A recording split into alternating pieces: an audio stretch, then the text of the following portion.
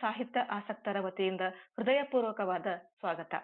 ಹಾಗೇನೆ ಕಾರ್ಯಕ್ರಮದ ಸಂಚಾಲಕರಾದ ಡಾಕ್ಟರ್ ಬಸವರಾಜ್ ಕೋಡ್ಗುಂಟಿ, ಕಾರ್ಯಕ್ರಮದ ಸಂಯೋಜಕರಾದ ಬಾಬುರಾಯ್ ದೊರೆ, ಮಧು ಬಿರಾದಾರ್ ಹಾಗೂ ಸಹ ಸಂಯೋಜಕರಾದ ಸೈಯದ್ ಮುಜೀಬ್ ಅಹಮದ್, ಬಸಯ್ಯ ಸ್ವಾಮಿ ಮತ್ತು ಕರ್ಲಿಂಗ ನಾಟಿಕಾರ್ ಇವರಿಗೂ ಕೂಡ ಈ ಕಾರ್ಯಕ್ರಮಕ್ಕೆ ಆತ್ಮೀಯವಾದ ಸ್ವಾಗತ. ಈಗ ವಿಮರ್ಶಕರ ಕಿರು ಪರಿಚಯ. ಶ್ರೀಯುತರು ಚಿತ್ರದುರ್ಗ ಜಿಲ್ಲೆಯ ಚಳ್ಳಕೆರೆ ತಾಲೂಕಿನ ಮೀರಾಸಾಬಿಹಳ್ಳಿ ಗ್ರಾಮದ ರೈತ ಕುಟುಂಬದ ಪಟೇಲ್ ಬೊಮ್ಮೇಗೌಡ ಹಾಗೂ ಕರಿಯಮ್ಮನವರ ಎರಡನೆಯ ಮಗನಾಗಿ 1952ರಲ್ಲಿ ಜನಿಸಿದರು. ಬೆಂಗಳೂರಿನ ಸೆಂಟ್ರಲ್ ಕಾಲೇಜಿನಿಂದ 1974ರಲ್ಲಿ ಕನ್ನಡ MA ಪೂರೈಸಿ ಮೈಸೂರು ವಿಶ್ವವಿದ್ಯಾಲಯದಿಂದ ಡಾಕ್ಟರ್ ಕಾಳೇಗೌಡ ನಾಗವಾರ ಇವರ ಮಾರ್ಗದರ್ಶನದಲ್ಲಿ ಕಾಡುಗೊಲ್ಲರ ಇಬ್ಬರು ಸಾಂಸ್ಕೃತಿಕ ವೀರರು ಒಂದು ಅಧ್ಯಯನ ಎಂಬ ಮಹಾಪ್ರಬಂಧವನ್ನ ಮಂಡಿಸಿದರು. 1975ರಿಂದ 2012ರವರೆಗೆ ಉಪನ್ಯಾಸಕರಾಗಿ, ಪ್ರಾಧ್ಯಾಪಕರಾಗಿ ಹಾಗೂ ಪ್ರಾಂಶುಪಾಲರಾಗಿ ಸೇವೆ ಸಲ್ಲಿಸಿದ್ದು ಅವಿಸ್ಮರಣೀಯ. ಶ್ರೀಯುತರು ಸುಮಾರು 40ಕ್ಕೂ ಹೆಚ್ಚು ಕೃತಿಗಳನ್ನು ಹಾಗೂ ಹಲವಾರು ಸಂಶೋಧನಾ ಪ್ರಬಂಧಗಳನ್ನ ಮಂಡಿಸಿದ್ದಾರೆ. ಇವುಗಳಲ್ಲಿ ಪ್ರಮುಖವಾದವುಗಳು ರೇಡಿಯೋ ಜಾನಪದ, ನಾಯಕನಹಟ್ಟಿ ಪಾಳೆಗಾರರು, ದುರ್ಗ ಸೀಮೆ ಪ್ರಮುಖ ಸಂಶೋಧನಾ ಲೇಖನಗಳು, ಹಾಗೆಯೇ ಗಣೆಯ ದನಿ, ಕಡೆಗೋಲು, ವಿಮರ್ಶಾ ಕೃತಿಗಳು, ಪ್ರಶಸ್ತಿ ಪಡೆದ ಮಹನೀಯರು, ಮನದಾಳದ ಕನಸುಗಳು, ಸೀತಾರಾಮ ರೆಡ್ಡಿಯವರ ಸಮಗ್ರ ನಾಟಕಗಳು, ಇವು ಸಂಪಾದನೆ ಕೃತಿಗಳು. ಹೀಗೆ ಸಾಕಷ್ಟು ಕೃತಿಗಳನ್ನ ಪ್ರಕಟಿಸಿದ ಹಿರಿಮೆ ಶ್ರೀಯುತರದು. ಈ ಎಲ್ಲಾ ಸಾಹಿತ್ಯ ಕೃಷಿಗಾಗಿ ಇವರಿಗೆ ಹಲವಾರು ಗೌರವ ಪ್ರಶಸ್ತಿಗಳು ಸಂದಿವೆ. ಅವುಗಳಲ್ಲಿ ಪ್ರಮುಖವಾದವುಗಳು ಜೀಸಂಪ ಜಾನಪದ ತಜ್ಞ ಪ್ರಶಸ್ತಿ, ಸ್ಫಟಿಕ ಶ್ರೀ ಪ್ರಶಸ್ತಿ, ನಾಯಕ ಶ್ರೀ ಪ್ರಶಸ್ತಿ ಪ್ರಮುಖವಾದವುಗಳು. ಶ್ರೀಯುತರು ಚಳ್ಳಕೆರೆ ತಾಲೂಕು ಸಾಹಿತ್ಯ ಸಮ್ಮೇಳನದ ಅಧ್ಯಕ್ಷರಾಗಿ, ಚಿತ್ರದುರ್ಗ ಜಿಲ್ಲಾ ಕನ್ನಡ ಸಾಹಿತ್ಯ ಸಮ್ಮೇಳನದ ಸರ್ವಾಧ್ಯಕ್ಷರಾಗಿ ಆಯ್ಕೆಯಾದದ್ದು ವಿಶೇಷವಾದದ್ದು. ಶ್ರೀಯುತರಿಗೆ ಸ್ನೇಹಿತ ಬಳಗದವರು ನುಡಿ ಕನ್ನಡ, ಕೃತಿ ಕನ್ನಡ ಎಂಬ ಅಭಿನಂದನಾ ಗ್ರಂಥಗಳನ್ನ ಬರೆದು ಸಮರ್ಪಿಸಿದ್ದಾರೆ.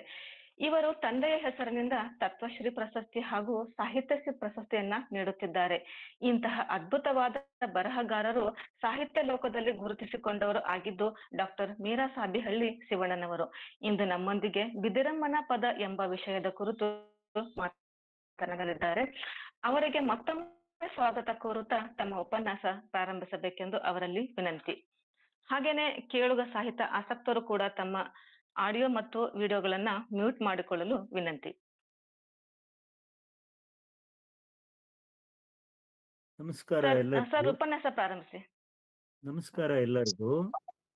ಈಗ ನಾನು ಮಾತಾಡೋದಕ್ಕೆ ಹೊರಟಿರ್ತಕ್ಕಂಥ ಒಂದು ಜನಪದ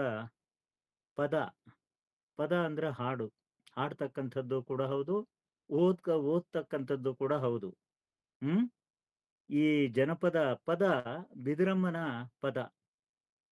ಬಿದಿರು ಅಂತಕ್ಕಂಥದ್ದು ನಮ್ಮ ಜನಪದ ಸಂಸ್ಕೃತಿಯಲ್ಲಿ ಆಸೋಹಕ್ಕಾಗಿರ್ತಕ್ಕಂಥ ಒಂದು ಅದ್ಭುತವಾಗಿರ್ತಕ್ಕಂಥ ಸಸ್ಯ. ಅದು ಆ ಸಸ್ಯವನ್ನು ಕುರಿತು, ಅದರ ಬಹುಪಯೋಗಿಗಳನ್ನು ಕುರಿತು, ಅದರ ಬಹುಮುಖಿ ಉಪಯೋಗವನ್ನು ಕುರಿತು ಹೇಳ್ತಕ್ಕಂಥ ಒಂದು ಅದ್ಭುತವಾದಂಥ ಗೀತೆ, ಒಂದು ರೀತಿ ಭಾವಗೀತೆಯ ಸ್ಪರ್ಶ ಪಡೆದಿರ್ತಕ್ಕಂಥ ಒಂದು ಅದ್ಭುತವಾದಂಥ ಗೀತೆ ಈ ಬಿದಿರಮ್ಮನ ಪದ ಅಂತಕ್ಕಂಥದ್ದು.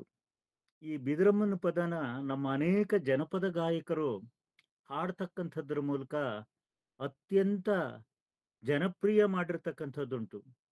ಉದಾಹರಣೆಗೆ ನಮ್ಮ ಬಾನಂದೂರು ಕೆಂಪಯ್ಯ, ಅಪ್ಪಗೆರೆ ತಿಮ್ಮರಾಜು, ಈ ಥರದ ಹಾಡುಗಾರರು, ಈ ಥರದ ಜನಪದ ಗಾಯಕರು ಈ ಒಂದು ಹಾಡನ್ನ ತುಂಬ ಜನಪ್ರಿಯ ಮಾಡಿರ್ತಕ್ಕಂಥದ್ದುಂಟು. ತುಂಬ ಅದ್ಭುತವಾದಂಥ ರೀತಿಯಲ್ಲಿ ಹಾಡ್ತಕ್ಕಂಥದ್ದುಂಟು.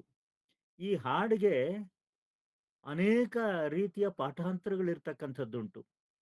ಒಂದೊಂದು ಪ್ರದೇಶದ ಪಾಠಾಂತರ ಮತ್ತು ಆ ಒಂದು ಪ್ರದೇಶದ ಸಂಸ್ಕೃತಿ ಅದರಲ್ಲಿ ಸೇರಿರ್ತಕ್ಕಂಥದ್ದನ್ನ ನಾವು ನೋಡಬಹುದು.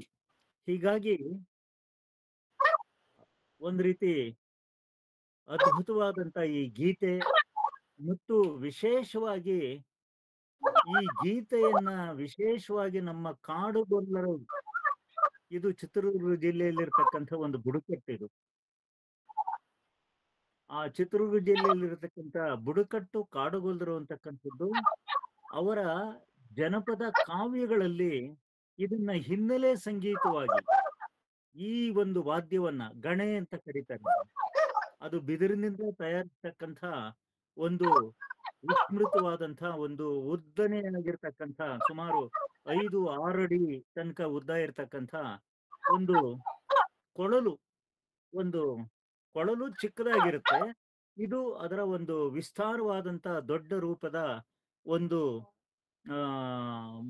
ವಿಶೇಷವಾದಂಥ ಒಂದು ವಾದ್ಯ ಇದು. ಅದು ವಿಶೇಷವಾಗಿ ಕಾಡುಗೊಲ್ಲರ ಕಾವ್ಯಗಳ ಹಿನ್ನೆಲೆಯಾಗಿ ಬಳಸ್ತಕ್ಕಂಥ ಒಂದು ವಾದ್ಯ ಇದು. ಯಾಕಂದ್ರೆ ಬೇರೆ ಸರ್ ಸಂಸ್ಕೃತಿಯಲ್ಲಿ ಒಂದ್ ನಿಮಿಷ ಸರ್. ಮಂಟೇಶ್ವರನಿಗೆ ಕಂಸಾಳೆ ಇರುತ್ತೆ. ಇನ್ನು ಮಂಟೇಸ್ವಾಮಿಗೆ ನೀಲಗಾರರಿರ್ತಾರೆ. ಇನ್ನು ನಮ್ಮ ಬೇರೆ ಬೇರೆ ಆ ಚೌಡಿಕೆಯವರು ಈ ಯಲ್ಲಮ್ಮನ ಪದ ಹಾಡ್ತಕ್ಕಂಥವ್ರು ಚೌಡಿಕೆಯರಿರ್ತಾರೆ. ಈ ಮೈಲಾರ ಲಿಂಗನ ಪದ ಹಾಡ್ತಕ್ಕಂಥವ್ರು ಡೊಳ್ಳನ್ನು ಬಳಸ್ತಕ್ಕಂಥದ್ದುಂಟು. ಹೀಗೆ ವೈವಿಧ್ಯಮಯವಾದಂಥ ಆಯಾಯ ಕಾವ್ಯಕ್ಕನುಗುಣವಾಗಿರ್ತಕ್ಕಂಥ ಹಿನ್ನೆಲೆ ಸಂಗೀತದ ವಾದ್ಯವನ್ನ ಅವರು ಸೃಷ್ಟಿ ಮಾಡ್ಕೊಂಡಿದ್ದಾರೆ. ಆದ್ರೆ ಕಾಡುಗೊಲ್ಲರ ಕಾವ್ಯಗಳಿಗೆ ಮಾತ್ರ ಈ ಗಣೆ ಅಂತಕ್ಕಂಥದ್ದೊಂದು ಬಿಟ್ರೆ ಇನ್ನು ಯಾವ ಹಿನ್ನೆಲೆಯ ವಾದ್ಯವೂ ಇಲ್ಲ ಅಂತಕ್ಕಂಥದ್ದು ಬಹಳ ವಿಶೇಷವಾಗಿ ಗಮನಿಸಬೇಕಾಗಿರ್ತಕ್ಕಂಥದ್ದು. ಇದು ಕಾಡುಗೊಲ್ಲರಿಗೆ ಅದು ಜುಂಜಪ್ಪನ ಅಂತ ಮಹಾಕಾವ್ಯ ಹಾಡ್ತಕ್ಕಂಥ ಸಂದರ್ಭದಲ್ಲಿ ಆ ಗಣೇನ ಸಾಕ್ಷಾತ್ ದೈವ ಸ್ವರೂಪಿ ಅಂತ ಅವರು ಭಾವಿಸ್ತಕ್ಕಂಥದ್ದುಂಟು. ಯಾಕಂದ್ರೆ ಗಣೆಗೆ ಅಷ್ಟೊಂದು ಗೌರವ, ಅದನ್ನ ಕೈಕಾಲು ತೊಳಿದೆ ಶುದ್ಧಿಯಾಗದೆ ಅದನ್ನ ಮುಟ್ಟ ಹಾಗಿಲ್ಲ. ಹಾಗೆ ಶುದ್ಧಿಯಾಗಿ ಅದನ್ನ ಮುಟ್ಟಿದರೆ ಅದಕ್ಕೆ ಪೂಜೆ ಸಲ್ಲಿಸಿ, ಮೊದಲು ಪೂಜೆ ಸಲ್ಲಿಸಿ ಆನಂತರ ಹಾಡಿಕೆಗೆ ಅದನ್ನ ಬಳಸ್ತಕ್ಕಂಥದ್ದುಂಟು. ಇಂಥ ವಿಶೇಷ ಈ ವಾದ್ಯದ್ದು. ಈಗ ನಾವು ಈ ಒಂದು ಪದದ, ಈ ಬಿದಿರಮ್ಮನ ಪದದ ವೈಶಿಷ್ಟ್ಯಗಳನ್ನು ಕುರಿತು ನಾವು ಒಂದೊಂದೇ ಪರಿಶೀಲಿಸಬಹುದು ಅಂತ ಅನ್ಸುತ್ತೆ. ಆ ಮೊದಲ 2 ಪಲ್ಲವಿಗಳು ಬರ್ತವೆ. ಮಾತನಾಡೆ ಬಿದಿರಮ್ಮ, ಮಾತನಾಡೆ ನನ್ನಮ್ಮ, ಮಾತನಾಡೆ ತಾಯಮ್ಮ ಶಿವನುಡಿಯೇ ಅಂತ. ಅನಂತರ ಕಲ್ಲಿನಲ್ಲಿ ಹುಟ್ಟೋಳೆ, ಕಲ್ಲಿನಲ್ಲಿ ಬೆಳೆಯೋಳೆ, ಸೊಲ್ಲು ಸೊಲ್ಲಿಗೆ ದನಿ ಕೊಡೆ ಬಿದಿರಮ್ಮ. ಇದು ಒಂದು ರೀತಿ ಪ್ರಾರ್ಥನೆ ಮಾಡ್ತಕ್ಕಂಥದ್ದು. ಯಾಕಂದ್ರೆ ನಿರರ್ಗಳವಾಗಿ ನನ್ನ ಒಂದು ಸರ್ ನಿಮ್ಮ ವಿಡಿಯೋ ಆನ್ ಮಾಡ್ಕೋಬಹುದಾ ಸರ್? ನಿಮ್ಮ ವಿಡಿಯೋ ಆನ್ ಮಾಡ್ಕೊಳ್ತೀರಾ ಸರ್? ವಿಡಿಯೋ ಕಾಣ್ತಾ ಇಲ್ಲ ಸರ್. ಆಗಿಲ್ವಾ? ಅದು ಮೊದಲಿತ್ತು ಸರ್, ಆಮೇಲೆ ಆಫ್ ಆಗಿದೆ ಅನ್ಸುತ್ತೆ ಸರ್. ಅದು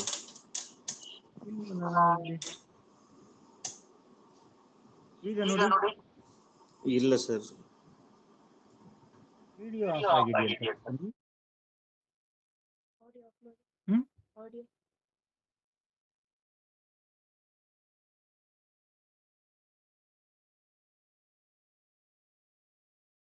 ಮ್ಯೂಟ್ ಆಗಿದೆ ಸರ್, ಅದನ್ನು ಆನ್ ಮಾಡಿದ್ರೆ ಸಾಕು ಸರ್.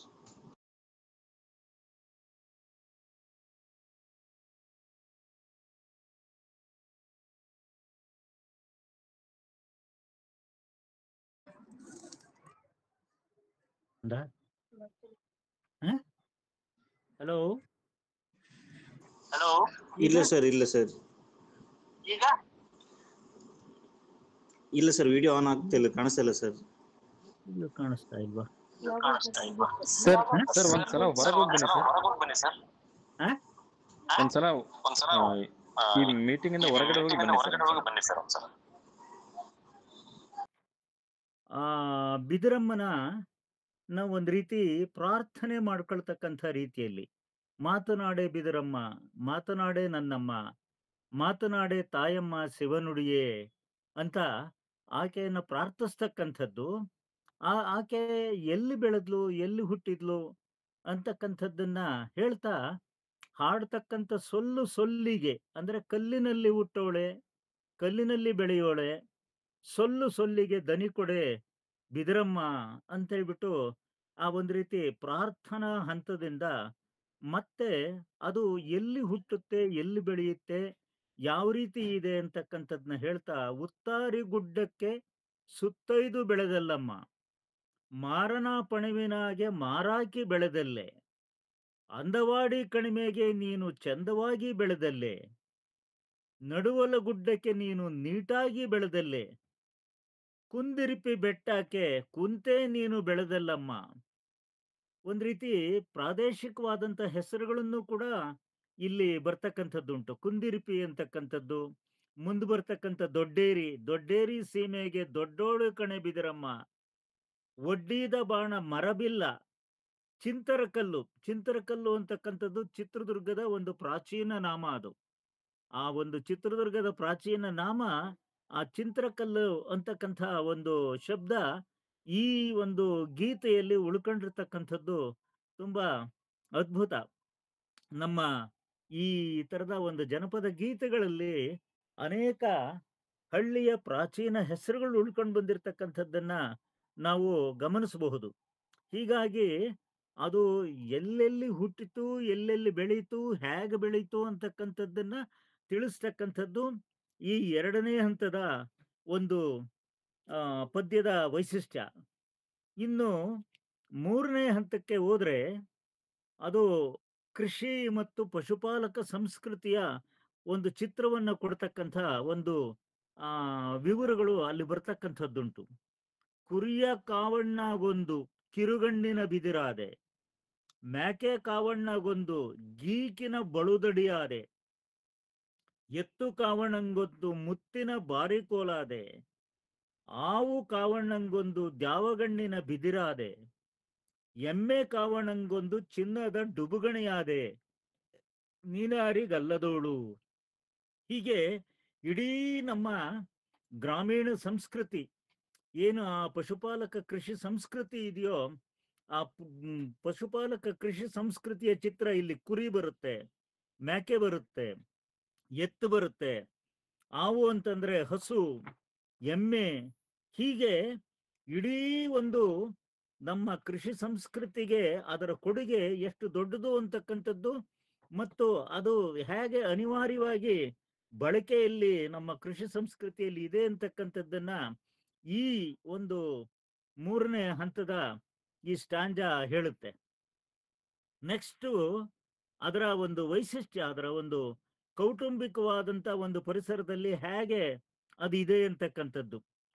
ಅಲ್ಲಿ ಅಜ್ಜಗೂರುಗೋಲಾದೆ, ಅಜ್ಜಿಗೂರುಗೋಲಾದೆ, ಕುಂಟಾಗೊಂದು ಕೋಲಾದೆ, ಬಂಟಾಗೊಂದು ಕೋಲಾದೆ, ಹಟ್ಟಿಯ ಕ್ಯಾತಯ್ಯಗೊಂದು ತೂಗ ತೊಟ್ಟಿಲಾದೆ, ಒಡ್ನಳ್ಳಿ ಮಾರಕ್ಕಗೊಂದು ಒಡ್ಡಿದ ಅರಮನೆಯಾದೆ, ದೊಡ್ಡೋನು ಜುಂಜಪ್ಪಗೊಂದು ಒಡ್ಡಿದ ಮರಬಿಲ್ಲಾದೆ, ನೀನಾರಿಗಲ್ಲದೋಳು. ಈ ಒಂದು 4ನೇ ಹಂತದಲ್ಲಿ ಅಜ್ಜ ಅಜ್ಜಿಗಳಿಗೆ ವಯಸ್ಸಾಗಿರ್ತಕ್ಕಂಥವರಿಗೆ ಓಡಾಡೋದಕ್ಕೆ ಬೇಕಾಗಿರ್ತಕ್ಕಂಥ ಒಂದು ಆಧಾರ ಆಗ್ತಕ್ಕಂಥದ್ದು, ಊರುಗೋಲು ಆಗ್ತಕ್ಕಂಥದ್ದು, ಕುಂಟನಿಗೆ ನಡೆದಾಡೋದಕ್ಕೆ ಒಂದು ಸಹಾಯಕ ಆಗ್ತಕ್ಕಂಥ ಒಂದು ಊರುಗೋಲು ಅವನಿಗೂ ಕೂಡ. ಬಂಟಾಗೊಂದು ಕೋಲಾದೆ, ಬಂಟ ಯೋಧ, ವೀರಯೋಧ, ಅವನ ಕೈಯಲ್ಲಿನೂ ಕೂಡ ಆ ಕೈಯಲ್ಲಿ ಒಂದು ಬಡಿಗೆ ಇರ್ತಕ್ಕಂಥದ್ದು, ಆ ಬಿದಿರ ಬಡಿಗೆ ಇರ್ತಕ್ಕಂಥದ್ದು ಒಂದು ಶಕ್ತಿ ಇದ್ದಂಗೆ, ಆಯುಧ ಇದ್ದ ಹಾಗೆ. ಈ ಇತ್ತೀಚೆಗೆ ಅದ್ಯಾವ್ದು ಸೀರಿಯಲ್ ಬರ್ತಾ ಇರೋದು, ಇದು ಇವಂದು ಬಾಳಂದು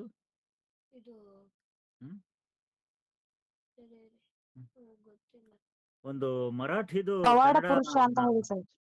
ಪವಾಡ ಪುರುಷ ಅಂತ ಹೇಳಿ ಸರ್. ಪವಾಡ ಪುರುಷ. ಪವಾಡ ಪುರುಷದಲ್ಲಿ ಎಲ್ಲರೂ ಬಡಿಗೆ ಹಿಡ್ಕೊಂಡು ಓಡಾಡ್ತಾರೆ ನೋಡಿ, ಎಲ್ಲರ ಕೈಯಲ್ಲೂ ಬಡಿಗೆ ಇರ್ತಕ್ಕಂಥದ್ದುಂಟು. ಹೀಗಾಗಿ ಆ ಬಡಿಗೆ ಅಂತಕ್ಕಂಥದ್ದು ಒಂದು ರಕ್ಷಣಾತ್ಮಕ ಆಯುಧವಾಗಿ ಕೂಡ ಅದು ಇರ್ತಕ್ಕಂಥದ್ದು ಉಂಟು. ಹೀಗಾಗಿ ಆ ಬಂಟಾಗೊಂದು ಕೋಲಾದೆ, ಹಟ್ಟಿಯ ಕ್ಯಾತಯ್ಯಗೊಂದು. ಇಲ್ಲಿ ಕ್ಯಾತಯ್ಯ ಅಂತಕ್ಕಂಥದ್ದು ನಮ್ಮ ಚಿತ್ರದುರ್ಗ ಪರಿಸರದಲ್ಲಿರತಕ್ಕಂಥ ಒಂದು ಜನಪದ ದೈವ. ಅದು ಬಹಳ ರೋಚಕವಾಗಿದೆ. ಆ ದೇವರ ಒಂದು ಆಚರಣೆ ವಿವರಗಳು ಅದೆಲ್ಲ. ಆ ದೇವರ ಹಬ್ಬದ ಸಂದರ್ಭದಲ್ಲಿ ಒಂದು ಕಳ್ಳೆ ಮುಳ್ಳಿನ ದೊಡ್ಡ ರಾಶಿ ಮಾಡಿಬಿಟ್ಟು ಆ ರಾಶಿಯ ತುದಿಯಲ್ಲಿ ಒಂದು ಕಂಚಿನ ಕಳಶವನ್ನು ಇಡ್ತಕ್ಕಂಥದ್ದುಂಟು. ಆ ಕಂಚಿನ ಕಳಶವನ್ನ ಈ ಭಕ್ತರು ಬರಿಗಾಲಲ್ಲಿ ಹತ್ತಿ ಆ ಕಳಶವನ್ನ ಕಿತ್ತು ತರ್ತಕ್ಕಂಥ ಒಂದು ಪ್ರಯತ್ನವನ್ನ ಮಾಡ್ತಾರೆ. ಅಂಥದ್ದು ಕ್ಯಾತಯ ಅಂತಕ್ಕಂಥ ದೇವರು, ಕ್ಯಾತೆ ದೇವರು ಅಂತ. ಈ ಕ್ಯಾತೆ ದೇವರು ಸಾಮಾನ್ಯವಾಗಿ ನಮ್ಮ ದೇವರುಗಳಿಗೆ ತೊಟ್ಲುಗಳಲ್ಲಿ ಪೌಡಿಸ್ತಕ್ಕಂಥದ್ದುಂಟು. ಆ ತೂಗ ಮಣೆ ತರ ಇರತಕ್ಕಂಥದ್ರಲ್ಲಿ ಅದರ ಮೇಲೆ ಈ ತೊಟ್ಲಿಟ್ಟು ಆ ತೊಟ್ಲಲ್ಲಿ ಆ ದೇವರುಗಳನ್ನು ಇಡ್ತಕ್ಕಂಥದ್ದುಂಟು. ಆ ಹಟ್ಟಿಯ ಕ್ಯಾತಯ್ಯಗೊಂದು ತೂಗೋ ತೊಟ್ಟಿಲ್ಲ ಅದೇ ಒಡ್ನಳ್ಳಿ ಮಾರಕ್ಕ. ಒಡ್ನಳ್ಳಿ ಮಾರಕ್ಕ ಅಂತಕ್ಕಂಥದ್ದನ್ನು ಕೂಡ ಏನು ಇವತ್ತು ನಾಯಕನಟ್ಟಿ ಇದೆಯೋ ಆ ನಾಯಕನಟ್ಟಿಯ ತಿಪ್ಪೇರುದ್ರ ಸ್ವಾಮಿ ದೇವಸ್ಥಾನ ಅಂತಕ್ಕಂಥದ್ದು ಏನು ಒಳಮಠ ಅಂತ ಕರೀತಾರೋ ಆ ಒಳಮಠದ ಜಾಗದಲ್ಲಿ ಮೊದಲು ಒಡ್ನಳ್ಳಿ ಮಾರಿಯ ಆವಾಸ ಸ್ಥಾನ ಆಗಿತ್ತದು. ತಿಪ್ಪೇಸ್ವಾಮಿ ಆ ಒಡ್ನಳ್ಳಿ ಮಾರಕ್ಕನ್ನ ಓಡಿಸಿ ಅಲ್ಲಿ ನೆಲೆಯಾದ ಅಂತಕ್ಕಂಥದ್ದು ನಮ್ಮ ಜನಪದರು ಹೇಳ್ತಕ್ಕಂಥ ಕಥೆ. ಬಹುಶಃ ಒಂದು ಬುಡಕಟ್ಟು ದೇವಿಯನ್ನ ಆ ಒಡ್ನಳ್ಳಿ ಮಾರಕ್ಕ ಅಂತಕ್ಕಂಥದ್ದು ಪಶುಪಾಲಕರ ದೇವತೆ ಅದು. ಆ ದೇವತೆಯನ್ನ ಅಲ್ಲಿಂದ ಮೇಲ್ವರ್ಗದವರು ಉಚ್ಚಾಟನೆ ಮಾಡಿ ಈ ಒಂದು ತಿಪ್ಪೇರುದ್ರ ಸ್ವಾಮಿಗೆಲ್ಲ ಆಶ್ರಯ ಕಲ್ಪಿಸಿದ್ರು ಅಂತಕ್ಕಂಥ ಒಂದು ಒಂದು ಒಂದು ನಿಗೂಢವಾದಂಥ ಐತಿಹಾಸಿಕ ದುರಂತದ ಕಥೆನೂ ಕೂಡ ಅಲ್ಲಿರ್ತಕ್ಕಂಥದ್ದು ಉಂಟು. ಹಾಗಾಗಿ ಮತ್ತೆ ದೊಡ್ಡೋನು ಜುಂಜಪ್ಪಗೊಂದು ಒಡ್ಡಿದ ಮರಬಿಲ್ಲಾದೆ. ಹಿಂದಿನ ಕಾಲದಲ್ಲಿ ನಮ್ಮ ಪಶುಪಾಲಕರೆಲ್ಲ ಅವರ ಸಂರಕ್ಷಣೆಗೋಸ್ಕರ ಬಳಸ್ತಾ ಇದ್ದಿದ್ದೇ ಮರಬಿಲ್ಲು. ಆ ನಮ್ಮ ಪಶುಪಾಲಕರು ಏನು ಮ್ಯಾಸಬೇಡ್ರು ಮತ್ತು ಕಾಡುಗೊಲ್ಲರು ಅಂತಕ್ಕಂಥದ್ದು ನಮ್ಮ ಚಿತ್ರದುರ್ಗದ ಭಾಗದಲ್ಲಿರ್ತಕ್ಕಂಥವರೆಲ್ಲ ಅವರು ಪಶುಪಾಲನೆ ಮಾಡ್ಕೊಂಡಿದ್ದಂಥವ್ರು. ಇವತ್ತು ನಾಯಕನಟ್ಟಿ ಪಾಳೆಗಾರರು ಅಂತ ಕರೀತಕ್ಕಂಥವ್ರು ಕೂಡ ಮೂಲತಃ ಪಶುಪಾಲಕರು. ಅವರು ಪಶುಪಾಲನೆ ಮೂಲಕ ಪಾಳೆಯ ಪಟ್ಟನ್ನು ಕಟ್ಟಿದಂಥವ್ರು. ಒಂದು ಬುಡಕಟ್ಟು ಪಾಳೆಯ ಪಟ್ಟನ್ನು ಕಟ್ಟಿದಂಥದ್ದು ಬಹಳ ಒಂದು ವಿಶಿಷ್ಟವಾದಂಥ ವಿಚಾರ ಅಂತ ಹೇಳ್ಬಿಟ್ಟು ಅನಿಸ್ತದೆ. ಅಂತ ಆ ಕಾಲದಲ್ಲಿ ನಮ್ಮ ಪಶುಪಾಲಕರಿಗೆ ಬೇರೆ ಒಂದು ದೃಷ್ಟ ಪ್ರಾಣಿಗಳು, ಕಾಡು ಪ್ರಾಣಿಗಳು ಈ ಥರಗಳಿಂದ ರಕ್ಷಣೆ ಪಡ್ಕೋಬೇಕು ಅಂದ್ರೆ ಆ ಕೈಯಲ್ಲಿ ಆ ಮರಬಿಲ್ಲಿಗೆ ಈ ಒಂದು ಹೆದೆಯೇರಿಸ್ತಕ್ಕಂಥ ಬಿಲ್ಲು, ಈ ಬಿದಿರಿನ ಬಿಲ್ಲಿಗೋಸ್ಕರ ಅದನ್ನ ಬಳಸ್ತಾ ಇದ್ರು. ಜುಂಜಪ್ಪ ಅಂತಕ್ಕಂಥವನು ನಮ್ಮ ಮಧ್ಯ ಕರ್ನಾಟಕದ ಬಹಳ ದೊಡ್ಡ ಪಶುಪಾಲಕ ವೀರ. ಆ ಜುಂಜಪ್ಪನನ್ನು ಕುರಿತು ಮತ್ತು ಅವನಿಗಿಂತ ಹಿಂದಿನ ಸಾಂಸ್ಕೃತಿಕ ವೀರನಾಗಿರ್ತಕ್ಕಂಥ ಎತ್ತಪ್ಪನ ಕುರಿತು ನಾನು ರಿಸರ್ಚ್ ಮಾಡಿ PhDಗೆ ಮೈಸೂರು ವಿಶ್ವವಿದ್ಯಾನಿಲಯಕ್ಕೆ ಸಲ್ಲಿಸಿ ಅದಕ್ಕೆ ನಾನು PhD ಪದವಿಯನ್ನ ಪಡ್ಕೊಂಡಿದ್ದುಂಟು. ಆ ಜುಂಜಪ್ಪಂದು ಒಂದು ಜನಪದ ಮಹಾಕಾವ್ಯ. ಹೇಗೆ ಮಹದೇಶ್ವರಂದೊಂದು ದಕ್ಷಿಣ ಕರ್ನಾಟಕದ ಭಾಗದಲ್ಲಿ ಅನೇಕ ರಾತ್ರಿಗಳ ತನಕ ಹಾಡ್ತಕ್ಕಂಥ ಒಂದು ಸುದೀರ್ಘವಾದಂಥ ಕಾವ್ಯವೋ ಅಂಥದ್ದೇ ಅನೇಕ ರಾತ್ರಿಗಳ ತನಕ ಹಾಡ್ತಕ್ಕಂಥ ಒಂದು ಅದ್ಭುತವಾದಂಥ ಜನಪದ ಮಹಾಕಾವ್ಯ ಜುಂಜಪ್ಪಂದು. ಎತ್ತಪ್ಪಂದು ಕೂಡ ಅಂಥದ್ದೇ ಮಹಾಕಾವ್ಯ. ಈ ಕಾಡುಗೊಲ್ಲ ಬುಡಕಟ್ಟು ಎರಡು ಮಹಾಕಾವ್ಯಗಳನ್ನ ಪಡ್ಕೊಂಡಿರ್ತಕ್ಕಂಥದ್ದು ಅವರ ಒಂದು ಸಾಹಿತ್ಯ ಸಮೃದ್ಧಿಯನ್ನ, ಒಂದು ಜಾನಪದ ಸಮೃದ್ಧಿಯನ್ನ ತೋರಿಸ್ತಕ್ಕಂಥದ್ದನ್ನ ನಾವು ನೋಡಬಹುದು. ಇಂಥ ಒಂದು ಅದ್ಭುತವಾದಂಥ ಕೆಲಸಕ್ಕೆ ಈ ಬಿದಿರನ್ನ ಬಳಸ್ಕೊಳ್ತಕ್ಕಂಥದ್ದುಂಟು. ಅದಕ್ಕಿಂತ ಹೆಚ್ಚಾಗಿ ನಮ್ಮ ಈ ಪಶುಪಾಲಕ, ಕಾಡುಗೊಲ್ಲ ಮತ್ತು ಮ್ಯಾಸಬೇಡರ ದೇವಸ್ಥಾನಗಳಲ್ಲಿ ಈ ಗಣೆ ಅಂತಕ್ಕಂಥದ್ದು ಏನು ಬಿದಿರಿನಿಂದ ಮಾಡಿರ್ತಕ್ಕಂಥ ಈ ಬಿದಿರಿನ ಗಣೆ ಅಂತಕ್ಕಂಥದ್ದು ಪೂಜೆಗೆ ಅರ್ಹವಾಗಿರ್ತಕ್ಕಂಥ ಒಂದು ಅದ್ಭುತವಾದಂಥ ಸಂಗತಿ ನಾವು ಗಮನಿಸಬಹುದು. ಅವರ ದೈವಗಳ ಜೊತೆಯಲ್ಲಿ ಈ ಗಣೆಯನ್ನು ಕೂಡ ಇಟ್ಟು ಪೂಜೆ ಮಾಡ್ತಕ್ಕಂಥದ್ದುಂಟು.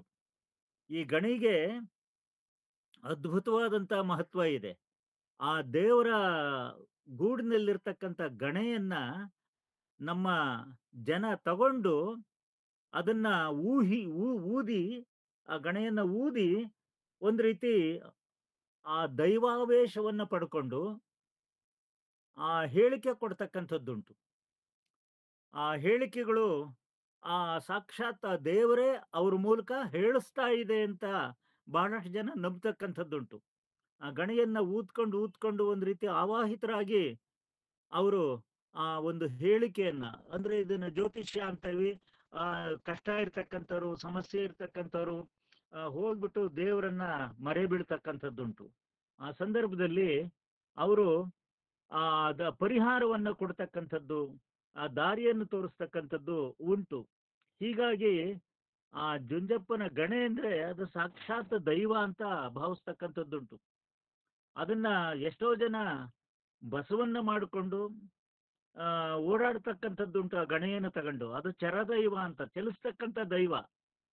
ಅವರು ಆ ಜುಂಜಪ್ಪನ ಹೆಸರಿನಲ್ಲಿ ಬಿಟ್ಟಿರ್ತಕ್ಕಂಥ ಬಸವನ್ನ ತಗೊಂಡು ಅನೇಕ ಹಳ್ಳಿಗಳಿಗೆ ಹೋದಂತ ಸಂದರ್ಭದಲ್ಲಿ ರಾತ್ರಿ ಜುಂಜಪ್ಪನ ಕಥೆಯನ್ನ ಅಲ್ಲಿರ್ತಕ್ಕಂಥ ಭಕ್ತ ಜನಕ್ಕೆ ಮತ್ತು ಬೇರೆ ಬೇರೆ ಆ ಸಮುದಾಯದ ಜನಕ್ಕೆ ಆ ಕಥೆಯನ್ನ ಹೇಳ್ತಕ್ಕಂಥದ್ದುಂಟು. ಆ ಸಂದರ್ಭದಲ್ಲಿ ಕಡ್ಡಾಯವಾಗಿ ಈ ಶ್ರುತಿಗೆ ಈ ಒಂದು ಗಣೆಯನ್ನ ಬಳಸ್ತಕ್ಕಂಥದ್ದು ಉಂಟು. ಈ ಗಣೆ ಅಂತಕ್ಕಂಥ ಶಬ್ದದಲ್ಲೇ ನೋಡಿ, ಆ ಬಿದಿರಿನಲ್ಲಿ ಅನೇಕ ಗಣ್ಣುಗಳ ಮೂಲಕ ಅದು ಬೆಳೀತಕ್ಕಂಥ ಒಂದದ್ದು, ಒಂದೊಂದು ಗೇಣಿಗೆ, ಒಂದೊಂದ್ಸರಿ ಒಂದೊಂದು ಮೊಳಕ್ಕೆ ಆ ಒಂದು ಗಣ್ಣುಗಳು ಬೆಳೀತಾ ಹೋಗ್ತಕ್ಕಂಥದ್ದುಂಟು. ಆ ಗಣ್ಣೇ ಗಣೆ ಆಗಿದೆ. ಆ ಒಂದು ಗಣೆ ನಮ್ಮ ಬೇರೆ ಕೊಳಲಿನ ರೀತಿಯಲ್ಲಿ ಸಪ್ತ ಸ್ವರಗಳ ಒಂದು ನುಡಿಸ್ತಕ್ಕಂಥ ಸಂದರ್ಭದಲ್ಲಿ ಆ ಒಂದು ತೂತುಗಳಿರಲ್ಲ. ಅದಕ್ಕೆ ಇರ್ತಕ್ಕಂಥದ್ದು ಕೇವಲ ನಾಲ್ಕು ಮಾತ್ರ. ಒಂದು ಊದೋದಕ್ಕೊಂದು, ಇದೊಂದು 4, ಒಟ್ಟು 5 ಅಷ್ಟೇ, 7 ಇರಲ್ಲ. ಆ 4ರ ಸಣ್ಣ ಹೋಲಲ್ಲೇ ಆ ಒಂದು ಅದ್ಭುತವಾದಂಥ ನಾದವನ್ನ ನಮ್ಮ ಭಕ್ತರು ಹೊರಡಿಸ್ತಕ್ಕಂಥದ್ದು ಉಂಟು. ಈ ರೀತಿ ಜುಂಜಪ್ಪನ ಸಂಸ್ಕೃತಿಯಲ್ಲೇ ಈ ಗಣೆ ಅಂತಕ್ಕಂಥದ್ದು ಆಸುಹೊಕ್ಕಾಗಿರ್ತಕ್ಕಂಥದ್ದನ್ನ ನಾವು ನೋಡಬಹುದು. ಮತ್ತೆ ಮುಂದುವರೆದು ಕ್ವಾಟಿಗೂ ನೀನಾದಲ್ಲೇ, ಕೋಟೆಯ ರಕ್ಷಣಾ ವ್ಯವಸ್ಥೆಗೆ ಎಲ್ಲ ಸೈನಿಕರ ಕೈಯಲ್ಲಿ, ಬೇರೆ ಬೇರೆಯವ್ರ ಕೈಯಲ್ಲಿ ಆ ಒಂದು ದೊಣ್ಣೆ ರೀತಿಯಲ್ಲಿ ಆ ಗಣೆ ಇರ್ತಕ್ಕಂಥದ್ದನ್ನ ನಾವು ನೋಡಬಹುದು. ಪ್ಯಾಟಿಗೂ ಪಡಿಯಾದಲ್ಲೇ, ಪಡಿ ಅಂದ್ರೆ ಅದೊಂದು ಅಳತೆ ಸಾಧನ. ಹಿಂದೆ ಆ ಬಿದಿರಿಂದು ಈ ಹಂಡೆ ಅಂತ ಕರೀತಾರೆ, ಆ ಬಿದಿರ ಹಂಡೆ, ಆ ಥರದ ಒಂದು ದೊಡ್ಡ ಬಿದಿರು ಅಳಿತಕ್ಕಂಥ ಒಂದು ಸಾಧನವಾಗಿಯೂ ಕೂಡ ಅದನ್ನ ಬಳಸ್ತಕ್ಕಂಥದ್ದು ಉಂಟು. ನೀಟಗಾರಣ್ಣ ಒಂದು ಊದೋಕೊಂದು ಗಣೆಯಾದೆ, ಒಳ್ಳೆ ಸೊಗಸಾಗಿ ಊದ್ತಕ್ಕಂಥವನು. ಹಿಂದೆಲ್ಲ ದನಗಾಹಿಗಳು ದನ ಕಾಯೋದಕ್ಕೆ ಹೋದಂಥ ಸಂದರ್ಭದಲ್ಲಿ ಬೇಸರ ಕಳೆಯೋದಕ್ಕೋಸ್ಕರ ಈ ಉದ್ದನೆ ಗಣಿಗಳು, ಕೊಳಲು ಅಂತಕ್ಕಂಥದ್ದು ಈಗ ಚಿಕ್ಕದದು, ನಮ್ಮ ಶ್ರೀಕೃಷ್ಣ ಬಳಸ್ತಾ ಇದ್ದ ಅಂತಕ್ಕಂಥದ್ದು ಹೇಳ್ತಕ್ಕಂಥ ಆ ಒಂದು ಇದೆ. ನಮ್ಮ ಬುಡಕಟ್ಟು ಸ್ವರೂಪದಲ್ಲಿ, ಗ್ರಾಮೀಣ ಸ್ವರೂಪದಲ್ಲಿ ಬಹಳ ಉದ್ದಕ್ಕಿರ್ತಕ್ಕಂಥದ್ದು ಬರ್ತಾ ಬರ್ತಾ ಅದು ನಾಗರಿಕ ಆಗ್ತಾ, ಅದು ಶಿಷ್ಟ ಸಂಸ್ಕೃತಿ ಕಡೆ ವಾಲಕ್ಕೆ ಶುರುವಾಗ್ತಿದ್ದಂಗೆಲ್ಲ ಅದರ ಸೈಜು ಚಿಕ್ಕದಾಗ್ತಾ ಬಂದು ಅದು ಸಣ್ಣ ಕೊಳಲಾಗಿರ್ತಕ್ಕಂಥದ್ದನ್ನ ನಾವು ನೋಡಬಹುದು. ಅನೇಕ ನಮ್ಮ ಈ ಬುಡಕಟ್ಟು ದೇವಸ್ಥಾನಗಳಲ್ಲಿ ಈ ಗಣೆಯ ನಾದಕ್ಕೆ ಮರುಳಾಗಿ ಆ ದನಕರಗಳು ಬಂದು ಆಲಿಸ್ತಾ ಇರ್ತಕ್ಕಂಥ ಒಂದು ದೃಶ್ಯವನ್ನ ಅಲ್ಲಿಯ ಒಂದು ಬಂಡೆಯ ಮೇಲೆ ಆ ಚಿತ್ರಗಳನ್ನ ಬಿಡಿಸಿರ್ತಕ್ಕಂಥದ್ದು, ಆ ಬಂಡೆಯ ಮೇಲೆ ಕೆತ್ತಿರ್ತಕ್ಕಂಥದ್ದನ್ನ ನಾವು ಇವತ್ತಿಗೂ ನೋಡಬಹುದು. ಹಾಗೂ ಮುಂದುವರೆದು ಕೆಂಬಲ್ಲರು ನಾರೋರಿಗೆ, ಒಳ್ಳೆಗೆ ಕೆಂಪಗಿರ್ತಕ್ಕಂಥ ಈ ನಾರಿಯರಿಗೆ, ಹೆಂಗಸರಿಗೆ ಕೇರಾಕೊಂದು ಮರವಾದೆ. ಈಗ ಒಂದು ಮನೆಯಲ್ಲಿ ಮರದ ಮಹತ್ವ ಎಷ್ಟು ಅಂತಕ್ಕಂಥದ್ದು, ಎಷ್ಟೋ ಸರಿ ಮರದೊಳಗೇನೆ ದೈವವನ್ನು ಕೂರಿಸ್ತಕ್ಕಂಥದ್ದುಂಟು. ಮರವನ್ನ ತುಂಬಾ ಅನಿವಾರ್ಯವಾಗಿ ಅವರ ಸಂಸ್ಕೃತಿಯಲ್ಲಿ, ಯಾಕಂದ್ರೆ ಒಂದು ಧೂಳು ಕೊಡತಕ್ಕಂಥದ್ದಾಗ್ಲಿ, ಒಂದು ಕ್ಲೀನ್ ಮಾಡೋದಕ್ಕಾಗ್ಲಿ ಆ ಮರವನ್ನ ನಾವು ಬಳಸ್ತಕ್ಕಂಥದ್ದು ಉಂಟು. ಹೀಗಾಗಿ ಆ ನಾರಿಯರಿಗೆ ಒಂದು ಅನಿವಾರ್ಯವಾದಂಥ ಒಂದು ಸಾಧನ ಈ ಮರ ಅಂತಕ್ಕಂಥದ್ದು. ಮರ ಅಲ್ಲ, ಇದು ಮೊರ. ಲಂಬಾದೊಂದು ದೊಂಬರ ಗಣೆ ಆದೆ. ಲಂಬ ಅಂದ್ರೆ ಉದ್ದಕ್ಕಿರ್ತಕ್ಕಂಥ ದೊಂಬರ ಗಣೆ.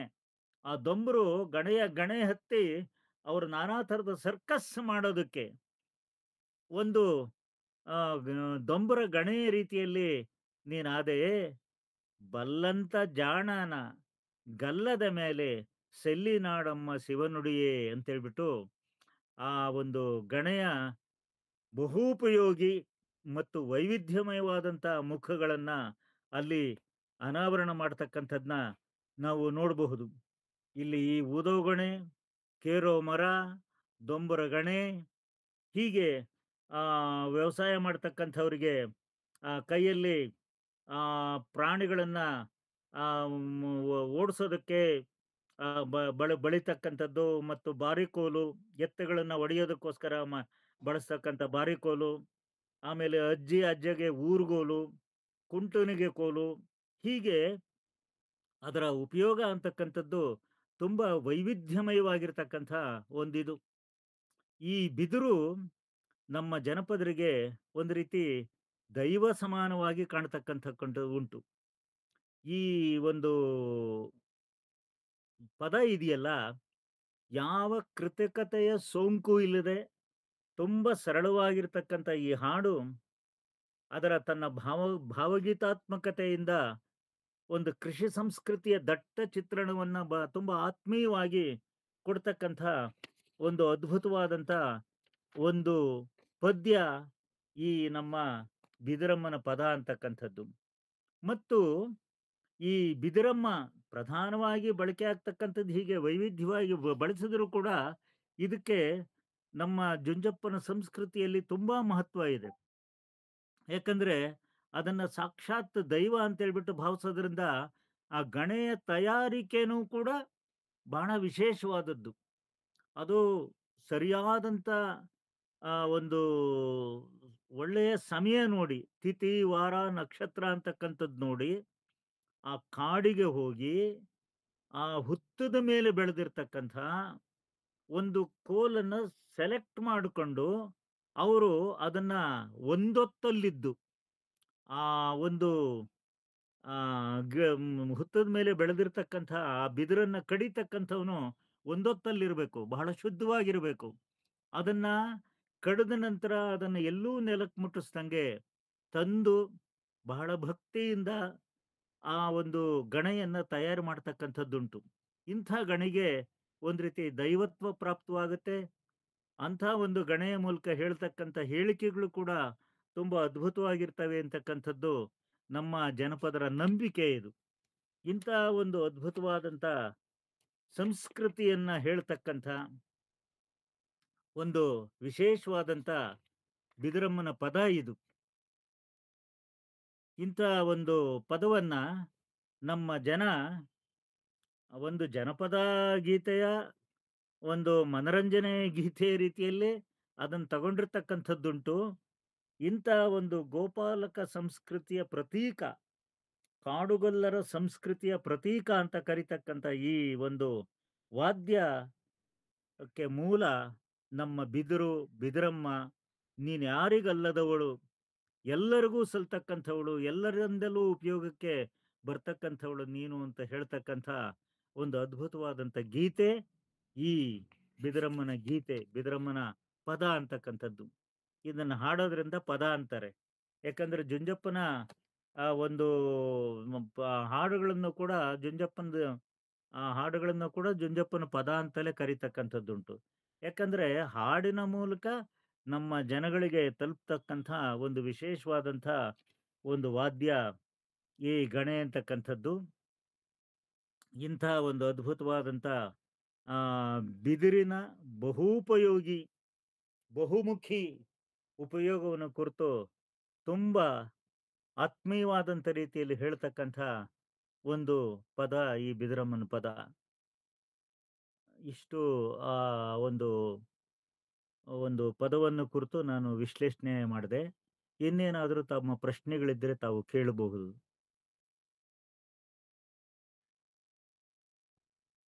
ಸರ್ ಧನ್ಯವಾದ. ಯಾರಾದ್ರೂ ಪ್ರಶ್ನೆಗಳನ್ನ ಕೇಳೋರಿದ್ರೆ ಕೇಳಿ, ಇಲ್ಲ ಚಾಟ್ ಬಾಕ್ಸ್ ಅಲ್ಲಿ ಹಾಕಿದ್ರು ಹಾಕ್ಬೋದು, ನಾನು ಓದಿ ಹೇಳ್ತೇನೆ ಸರ್ಗೆ.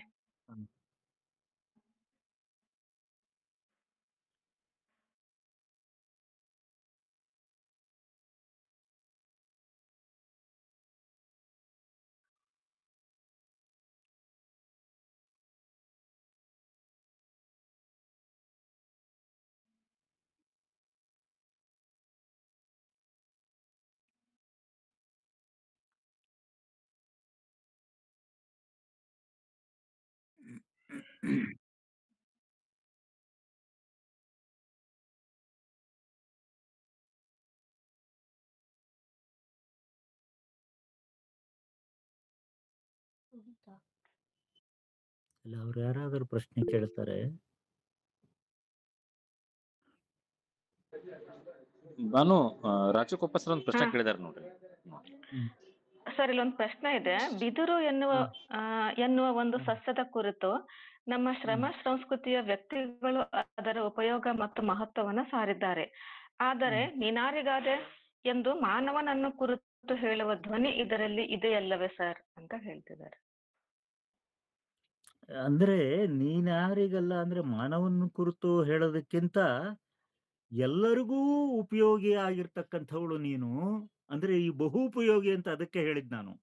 ಬಹುಪಯೋಗಿ ಬಹುಮುಖಿ ಉಪಯೋಗವನ್ನ ಹೇಳ್ತಕ್ಕಂಥವು. ನೀನು ಯಾರಿಗಲ್ಲದವಳು ಅಂದ್ರೆ ಎಲ್ಲರಿಗೂ ಬೇಕಾದಂಥವಳು ನೀನು ಅಂತಕ್ಕಂಥದ್ದು. ಇಲ್ಲಿ ಮನುಷ್ಯನನ್ನ ನೀನ್ಯಾರಿಗಲ್ಲದವಳು ಅಂತಕ್ಕಂಥ ವ್ಯಂಗ್ಯ ಏನು ಕಾಣಿಸ್ತಾ ಇಲ್ಲ. ಆ ರೀತಿಯಲ್ಲೂ ಬೇಕಾದ್ರೆ ನಾವು ಅದನ್ನ ಗ್ರಹಿಸಬಹುದು. ಆದ್ರೆ ಇಲ್ಲಿ ಪ್ರಧಾನವಾಗಿ ಕಾಣ್ತಕ್ಕಂಥದ್ದು ಎಲ್ಲರಿಗೂ ಬೇಕಾದಂತ ಸರ್ವರ ಉಪಯೋಗಕ್ಕೂ ದೊರೆಯತಕ್ಕಂಥ ಒಂದು ಅದ್ಭುತವಾದಂಥ ವಸ್ತು ಆ ಬಿದಿರು ಅಂತಕ್ಕಂಥದ್ದು. ಯಾಕಂದ್ರೆ ಇವತ್ತು ನಮ್ಮ ಒಂದು ಎಲ್ಲ ನಡಾವಳಿಯಲ್ಲಿ ನಮ್ಮ ಬದುಕಿನ ಪ್ರತಿ ಹಂತದಲ್ಲೂ ಕೂಡ ಇದು ಬರ್ತಕ್ಕಂಥದ್ದು.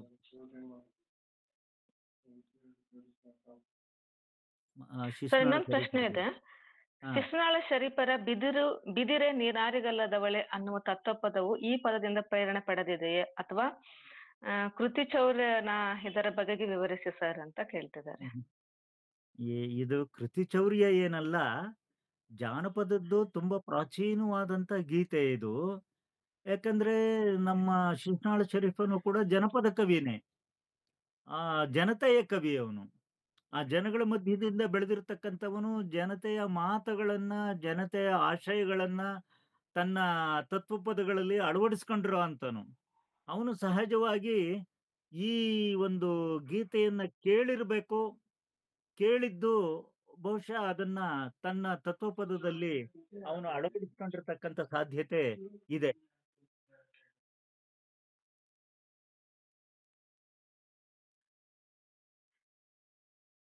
Sir thank you. ಸರ್ ಮತ್ತೆ ಬೇರೆ ಯಾರಾದ್ರೂ ಪ್ರಶ್ನೆಗಳಿದ್ರೆ ಕೇಳಿ. ಸರ್ ನಮಸ್ತೆ ಸರ್. ಈ ಕಾವ್ಯದ ಅಥವಾ ಪದ್ಯದ ಹೆಸರೇ ಬಿದಿರಮ್ಮನ ಪದ ಅಂತ ಹೇಳ್ತಿದ್ದಾರೆ. ಇದಕ್ಕೆ ಬಿದಿರಪ್ಪನ ಪದ ಅಂತೇಳಿ ಇಟ್ ನೋಡಿದ್ರೆ ಹೇಗಾಗುತ್ತೆ ಅಂತ. ಬಿದಿರಮ್ಮನೆ ಪದ ಅಂತ ಇಡಲು ಏನು ಬಿದಿರಪ್ಪನ ತಾಯಿಯಾಗಿ ಹೋಲಿಕೆ ಮಾಡಲಾಗಿದೆ. ಹೌದು, ಅದೇ ರೀತಿ ತಂದೆಯಾಗಿ ಹೋಲಿಕೆ ಮಾಡಬಹುದಿತ್ತಲ್ಲ ಅಂತ. ಇಲ್ಲ, ತಂದೆಗಿಂತ ಹೆಚ್ಚಾಗಿ ನಮ್ಮ ಜನಪದ ಸಂಸ್ಕೃತಿಯಲ್ಲಿ ತಾಯಿಗಿರೋ ಅಂತ ಮಹತ್ವ ಇನ್ಯಾವುದಕ್ಕೂ ಇಲ್ಲ. ತಾಯಿಗಿರ್ತಕ್ಕಂಥ ಒಂದು ಮಹತ್ವ ಇನ್ಯಾವುದಕ್ಕೂ ಇಲ್ಲ. ಯಾಕಂದ್ರೆ ಇದು ತಾಯಿ ಸ್ವರೂಪಿಯಾಗಿ ಇಷ್ಟೊಂದು ಜನಗಳ ಬದುಕಿನಲ್ಲಿ ತನ್ನ ಕೊಡುಗೆಯನ್ನು ಕೊಟ್ಟಿರ್ತಕ್ಕಂಥದ್ದು, ಬಹುಜನಗಳನ್ನ ಒಂದು ರೀತಿ ಸಂತೈಸ್ತಕ್ಕಂಥ, ಬಹುಜನಕ್ಕೆ ಉಪಯೋಗಿಕಾರಿಯಾಗಿರ್ತಕ್ಕಂಥದ್ದು. ಅಂದ್ರೆ ನಾವು ಎಷ್ಟೋ ಸರಿ ಇದನ್ನ ತಾಯ್ತನದ ಗುಣ ಅಂತ ಹೇಳ್ಬಿಟ್ಟು ತಾಯಿ ಗುಣ ಅಂತ ಕರಿತೀವಲ್ಲ, ಅಂಥ ಒಂದು ಎಲ್ಲರ ಉಪಯೋಗಕ್ಕೂ ಎಲ್ಲರಿಗೂ ಬೇಕಾದಂಥ ಈ ಬಿದಿರನ್ನ ಅಪ್ಪನ ಗುಣ ಕಾಣೋದಕ್ಕಿಂತ ಒಂದು ತಾಯಿಯ ರೀತಿಯಲ್ಲೇ ಅದನ್ನ ಗುರುತಿಸಿರ್ತಕ್ಕಂಥದ್ದು ತುಂಬಾ ಸರಿಯಾಗಿದೆ ಅಂತ ಅನಿಸ್ತಾ ಇದೆ.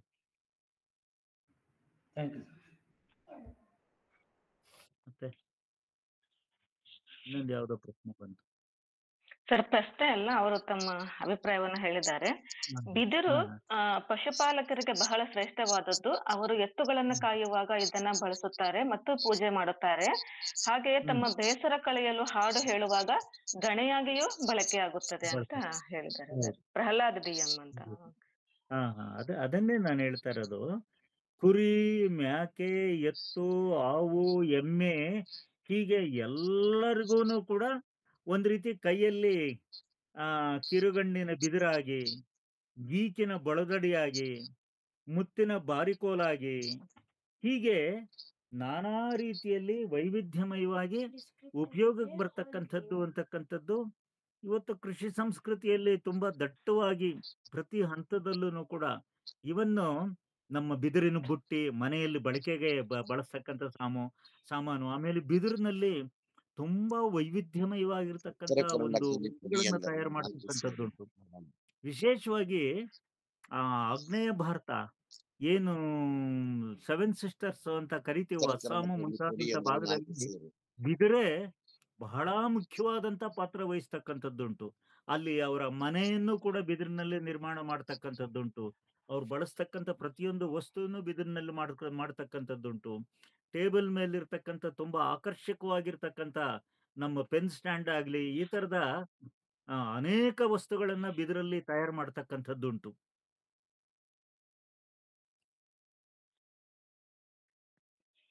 ಸರ್, ಇನ್ನೊಂದು ಪ್ರಶ್ನೆ ಇದೆ. ಅದರ ಗೆಣ್ಣುಗಳಲ್ಲಿ ಅವರ ಜ್ಞಾನ ಪರಂಪರೆಯನ್ನು ಹೊಂದಿದವರೊಂದಿಗೆ ಬಗ್ಗೆ ಸ್ವಲ್ಪ ಹೇಳಿ ಗುರುಗಳೇ ಅಂತ ಹೇಳ್ತಿದ್ದಾರೆ.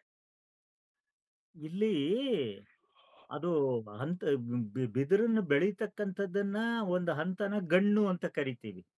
ಆ ಗಣ್ಣು ಒಂದು ಗಣೆಯನ್ನು ತಯಾರು ಮಾಡ್ತಕ್ಕಂಥ ಸಂದರ್ಭದಲ್ಲಿ ಒಂದು ತುದಿಯಿಂದ ಅದರಲ್ಲಿ ಮಧ್ಯೆ ಬೆಳೆದಿರ್ತಕ್ಕಂಥ ಬಿದಿರಿನ ಇದನ್ನ ಕಾದ ಸಲಾಕೆ ಕೊಟ್ಟು ತ್ರೂ ಮಾಡಿ ಇದು ಮಾಡ್ತಕ್ಕಂಥದ್ದುಂಟು. ಹೀಗೆ ಗಣ್ಣು ಅನೇಕ ಗಣ್ಣುಗಳಿಂದ ಕೂಡಿರ್ತಕ್ಕಂಥ ಈ ಒಂದು ಇದನ್ನ ಗಣ್ಣು ಅನ್ನೋದೇ ಗಣ್ಣು ಅನ್ನೋದೇ ಗಣೆಯಾಗಿ ಆಗಿರ್ತಕ್ಕಂಥದ್ದುಂಟು. ಹೀಗಾಗಿ ಆ ಗಣ್ಣು ಅಂತಕ್ಕಂಥದ್ರಿಂದಲೇ ಗಣೆ ಅಂತಕ್ಕಂಥ ಶಬ್ದ ಡಿರೈವ್ ಆಗಿರೋದು. ಸರ್, ಇನ್ನೊಂದು ಪ್ರಶ್ನೆ ಇದೆ. ಪ್ರಶ್ನೆ ಅಂತಲ್ಲ, ಕೇಳ್ತಿದಾರೆ. ಕವನದ ಭಾಷೆ, ಛಂದಸ್ಸು ಕುರಿತು ಒಂದೆರಡು ಮಾತುಗಳನ್ನು ಹೇಳ್ಬೋದಾ ಸರ್ ಅಂತ. ಕವನದ ಭಾಷೆ ಆಡುನುಡಿಯಲ್ಲಿದೆ. ಕವನದ ಭಾಷೆ ನಮ್ಮ ಮಾತಾಡ್ತಕ್ಕಂಥ ಒಂದು ಸಹಜವಾದಂಥ ಭಾಷೆ. ಆಮೇಲೆ ಇದನ್ನ ಅನೇಕ ಜನ ಹಾಡ್ತಾ ಅವ್ರದೇ ಆದಂಥ ಪ್ರಾದೇಶಿಕ ವಿವರಗಳನ್ನು ಸೇರಿಸ್ತಾ ಹೋಗ್ತಾರೆ. ಅನೇಕ ಇದ್ರ ಜೊತೆಗೆ ಹೊಸ ವಿಷಯಗಳನ್ನು ಕೂಡ, ಯಾಕಂದ್ರೆ ಅದಕ್ಕೆ ನಾನಾಗ್ಲೇ ಹೇಳಿದೆ, ಇದು ಅನೇಕ ಪಾಠಾಂತರಗಳಿದಾವೆ ಅಂತ. ಒಂದೊಂದು ಭಾಗದಲ್ಲಿ ಪ್ರಚಾರದಲ್ಲಿರ್ತಕ್ಕಂಥ ವಿವರಗಳು ಅದರಲ್ಲಿ ಸೇರ್ಕೊಳ್ತಕ್ಕಂಥದ್ದುಂಟು. ಇದು ನಾನು ಚಿತ್ರದುರ್ಗ ಭಾಗದಲ್ಲಿ ಸಂಗ್ರಹಿಸಿರ್ತಕ್ಕಂಥ ಹಾಡಾಗಿರೋದ್ರಿಂದ ಇದು ಚಿತ್ರದುರ್ಗದ ಅನೇಕ ಸೀಮೆಯ ಹೆಸರುಗಳು ಬರ್ತವೆ. ಕುಂದುರ್ಪಿ, ದೊಡ್ಡೇರಿ, ಚಿಂತರಕಲ್ಲು ಈ ತರದ ಒಂದು ಪ್ರಾದೇಶಿಕ ವಿವರಗಳು ಅದರಲ್ಲಿ ಬೆರೀತಾ ಹೋಗ್ತಕ್ಕಂಥದ್ನ ನಾವು ನೋಡ್ಬಹುದು. ಅದೇ ಕಾಳೇಗೌಡ ನಾಗವಾರ್ ಅವರನ್ನು ಕೂಡ ಈ ಒಂದು ಬಿದಿರಮ್ಮನ ಪದವನ್ನು ಸಂಗ್ರಹ ಮಾಡಿದ್ದಾರೆ. ಬಟ್ ಅವರ ಸಂಗ್ರಹದ ವಿವರಗಳು ಬೇರೆ ರೀತಿಯಲ್ಲಿದೆ. ಹೀಗಾಗಿ ನನ್ನ ಡಾಕ್ಟರಲ್ ಥೀಸಿಸ್ ಅಲ್ಲಿ ನಾನು ಸಂಗ್ರಹ ಮಾಡಿರ್ತಕ್ಕಂಥ ಈ ಪದ್ಯವನ್ನು ಇಟ್ಕೊಂಡು ವಿಶ್ಲೇಷಣೆ ಮಾಡಿರ್ತಕ್ಕಂಥದ್ದು ಉಂಟು. ಹೀಗಾಗಿ ಮತ್ತೆ ಏನು ಕೇಳಿದ್ರಿ? ಕವನದ ಭೌತಿಕತೆ ಆಚೆಗೆ ತಾತ್ವಿಕತೆ ಏನು ಕಾಣಿಸುತ್ತದೆ ಸರ್? ಆಮೇಲೆ ನಮ್ಮ ಜನಪದ ಕವಿಗಳು ಸಾಮಾನ್ಯವಾಗಿ ಛಂದಸ್ಸು ಈ ತರದ್ದು ಅದ್ರ ಜ್ಞಾನ ಇಲ್ಲ. ಆದ್ರೆ ಅವ್ರಿಗೆ ಅರಿವಿಲ್ಲದ ಹಾಗೇನೆ ತ್ರಿಪದಿಯಲ್ಲಿ ಈಗ ಜುಂಜಪ್ಪನ ಕಾವ್ಯ ಅಂತಕ್ಕಂಥದ್ದು ಇದೆಯಲ್ಲ, ಅದು ನಮ್ಮ ಹೆಣ್ಣು ಮಕ್ಕಳು ತ್ರಿಪದಿಯಲ್ಲಿ ಹಾಡ್ತಕ್ಕಂಥದ್ದುಂಟು. 3 ಸಾಲಿನ ಪದ್ಯದಲ್ಲಿ ಹಾಡ್ತಕ್ಕಂಥದ್ದುಂಟು.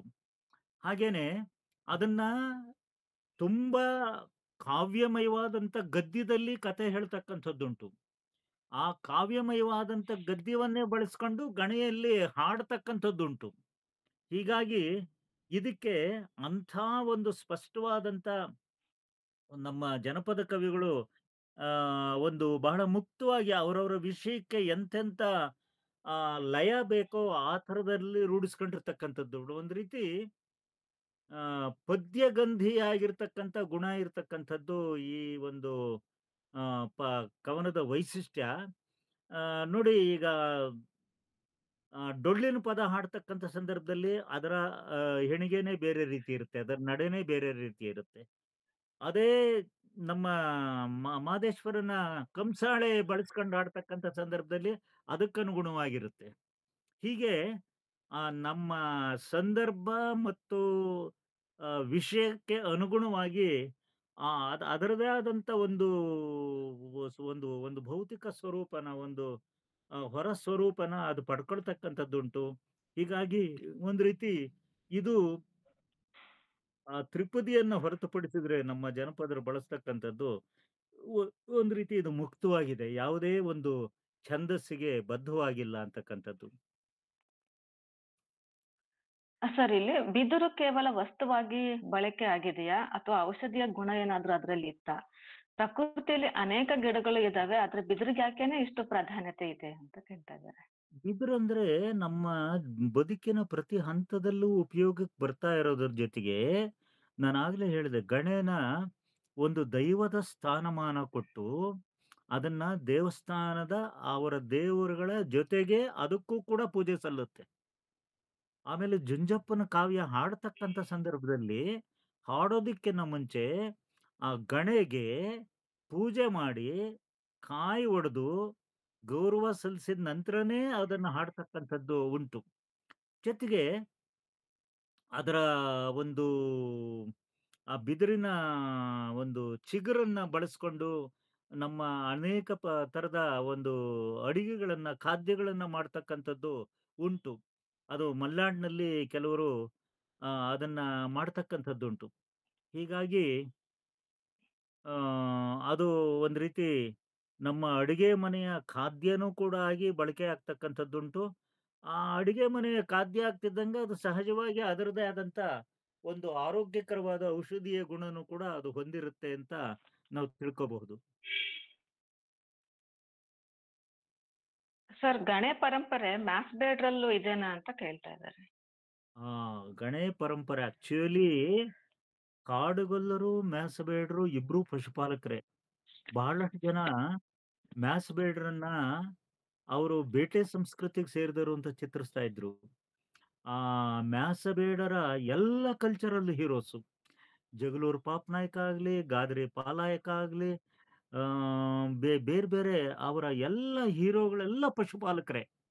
ಹೀಗಾಗಿ ಅಲ್ಲಿ ಒಂದು ಗಣೇನ ಈ ಕಾಡುಗೊಲ್ಲರು ಬಳಸಿದಷ್ಟು ವಿಶೇಷವಾಗಿ ಅವರು ಬಳಸ್ತಾ ಇಲ್ಲ.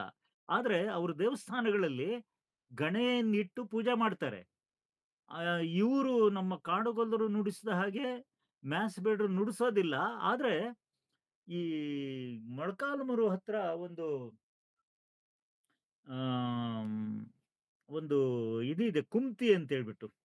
ಆ ಕುಮ್ತಿ ಹತ್ರ ಅಲ್ಲಿ ಒಂದು ಜಗಳೂರು ಪಾಪನಾಯಕನ ಗದ್ದಿಗೆ ಇದೆ. ಅಲ್ಲಿ ಆ ಗದ್ದಿಗೆಯಲ್ಲಿ ಒಂದು ಗಣೆ ಇದೆ.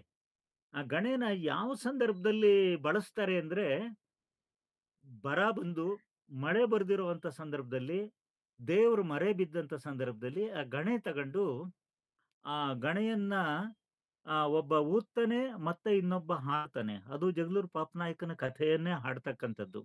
ಆ ಕಥೆ ಹಾಡ್ತಕ್ಕಂಥ ಒಂದು ಸಂದರ್ಭ ಬಿಟ್ರೆ ಬಹುಶಃ ಮ್ಯಾಸಬೇಡ್ರಲ್ಲಿ ಈ ಗಣೆ ಬಳಸ್ತಕ್ಕಂಥ ಒಂದು ಸಂಪ್ರದಾಯ ಇಲ್ಲ.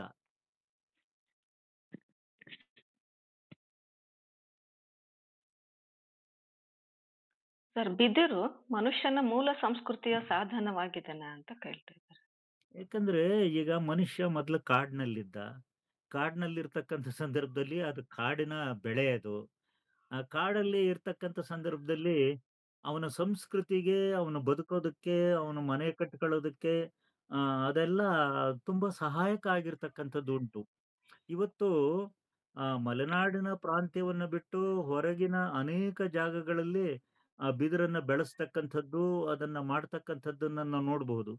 ಅದರ ತುಂಬಾ ವಿರಾಟ್ ಸಂಸ್ಕೃತಿಯ ಉಪಯೋಗ ನೋಡಬೇಕು ಅಂದ್ರೆ ನಾವು ಆಗ್ನೇಯ ಭಾರತದ ಒಂದು 7 ಸಿಸ್ಟರ್ಸ್ ಅಂತೇನು ಅಸ್ಸಾಮು, ಅರುಣಾಚಲ್ ಪ್ರದೇಶ್, ನಾಗಾಲ್ಯಾಂಡ್ ಇವೆಲ್ಲ ಕರಿತೀವೋ ಅಲ್ಲೆಲ್ಲ ಬಹಳ ದಟ್ಟವಾಗಿ ಬಿದಿರು ಬೆಳೀತಕ್ಕಂಥದ್ದುಂಟು.